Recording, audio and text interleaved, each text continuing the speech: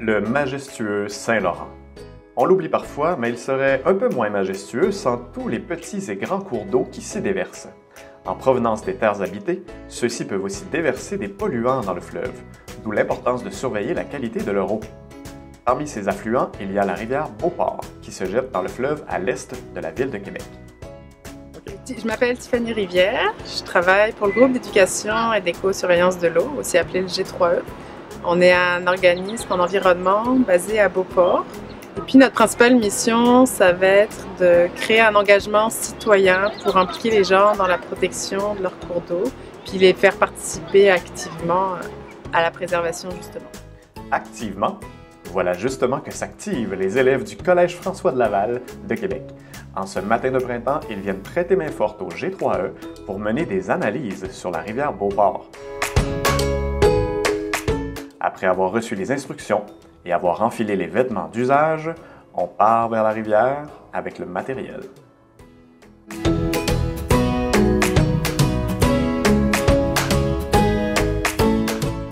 On étudie la rivière Beauport aujourd'hui. La rivière Beauport est une rivière située en milieu urbain. La rivière est soumise à différentes contraintes humaines, donc ça peut être aussi bien l'agriculture, les industries que aussi les habitations, donc toutes les constructions, l'urbanisation qu'on va retrouver à proximité de la rivière. Donc ces différents facteurs font en sorte que c'est une rivière qui peut être perturbée de différentes manières, donc c'est important. Il y a pas mal de polluants qui se trouvent dans l'eau, mais ce n'est pas toujours dangereux. Je vais commencer avec les polluants visibles. On peut voir la mousse, on l'a vu ici un peu. Il y a aussi des bouteilles qui peuvent flotter, plein de choses que les gens mettent dans la rivière. Des choses qui sont plus en suspension, des particules qui donnent la turbidité qu'on n'aime pas trop. Et la turbidité, ça vient des particules qui contiennent des polluants qui sont attachés. La turbidité elle-même, on n'aime pas, mais les polluants associés sont importants.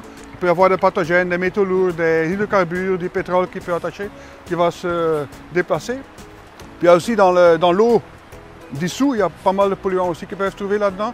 On a les polluants qui sont importants pour l'eutrophisation, par exemple l'azote, le phosphore, mais aussi des polluants, des pesticides, des produits pharmaceutiques qu'on utilise dans nos maisons puis qui reviennent dans la rivière. C'est beaucoup de choses, mais il faut voir qu'on est quand même, on parle beaucoup de petites concentrations qui ne sont pas dangereuses. Puis, mais quand on commence à chercher, on peut trouver plein de choses. Donc. Mais concrètement, comment s'y prend-on pour mesurer l'état de santé d'une rivière? En menant une série de tests.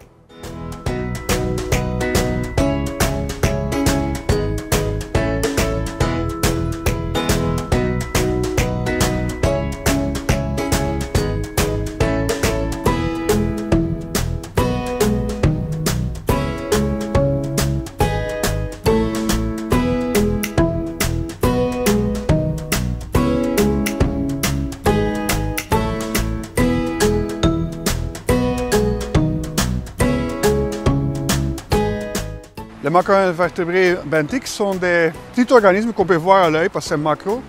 Puis c'est intéressant pour voir la biodiversité qui se trouve dans le cours d'eau, donc la qualité de l'écosystème qui est là. Puis au lieu de mesurer la biodiversité des poissons, parce qu'il n'y en a pas beaucoup, il faut les trouver, là on a beaucoup d'organismes qui sont là, qu'on peut les prélever, on peut les voir, on peut les regarder en laboratoire, on peut les compter.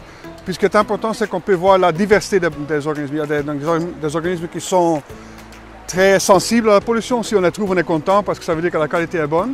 Si la qualité est moins bonne, on va trouver des organismes qui sont des vers, des insectes, qui sont capables de vivre dans des conditions plus difficiles de pollution.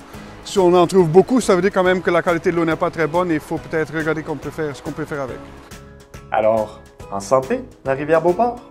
Les valeurs physico-chimiques sont plutôt bonnes, mais... Et puis les macro-invertébrés qu'on a été capable de récolter et d'identifier nous donnent comme indication que la rivière n'est pas forcément en grande santé, mais en tout cas le point où on était, la station où on se trouvait, on n'a pas eu une grande diversité et puis on n'a pas eu beaucoup d'individus de chaque ordre qu'on était en mesure d'identifier.